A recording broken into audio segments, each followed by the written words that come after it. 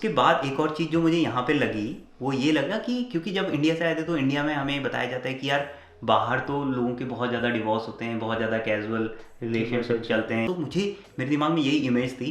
और उसके बाद मैं यहाँ आया तो मैंने देखा सिंगल पेरेंट हैं और बच्चे उनके 3-6 साल के हैं और वो शेयर करते हैं पेरेंट्स, मतलब इस वीकेंड बच्चे मम्मी के पास रहेंगे, इस वीकेंड पापा के पास रहेंगे। तो मुझे शुरू में लगा यार कि कितना ये सैड है, कितनी गलत बात है। हमारे इंडिया में कितना अच्छा है कि हम कुछ भी हो जाए साथ रहते हैं। इन लोग का क्या है, डिवोर्स बहुत ही सिंपल, बहुत ही आसान है।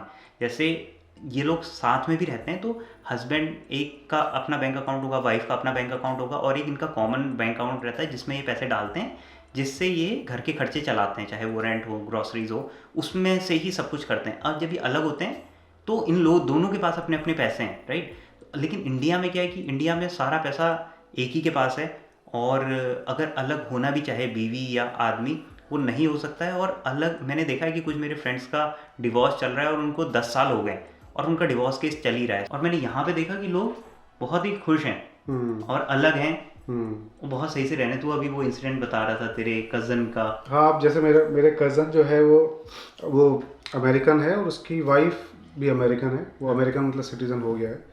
तो अब उसकी जब शादी हुई तो उसकी वाइफ की जो मॉम है और डैड है वो उनका डिवोर्स हो गया था।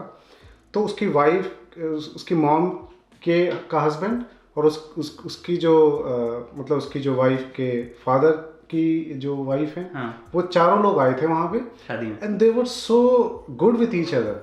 हाथ मिला रहे हैं, हक कर रहे हैं एक दूसरे को, डांस कर रहे हैं एक दूसरे के साथ। मतलब देर इज़ नो बिटरनेस, क्योंकि उन्होंने उसको एक्सेप्ट कर लिया। यहाँ पे भी मैं देखता हूँ डिवोर्स के बाद वो लोग they are friends, many of them they are friends.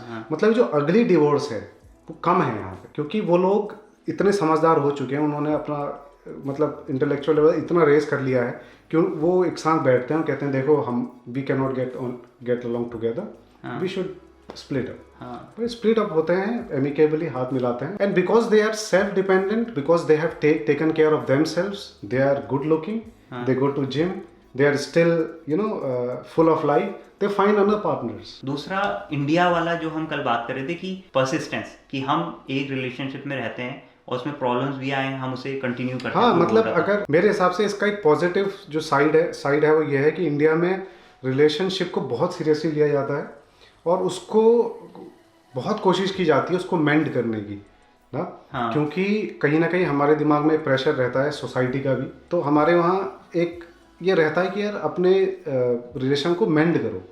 ठीक है, आपका झगड़ा हुआ तो आपके परिवार वाले साथ में आते हैं कि अरे कोई बात नहीं ठीक हो जाएगा। फिर से झगड़ा हुआ, फिर तो you give a lot of time, lot of thought to it.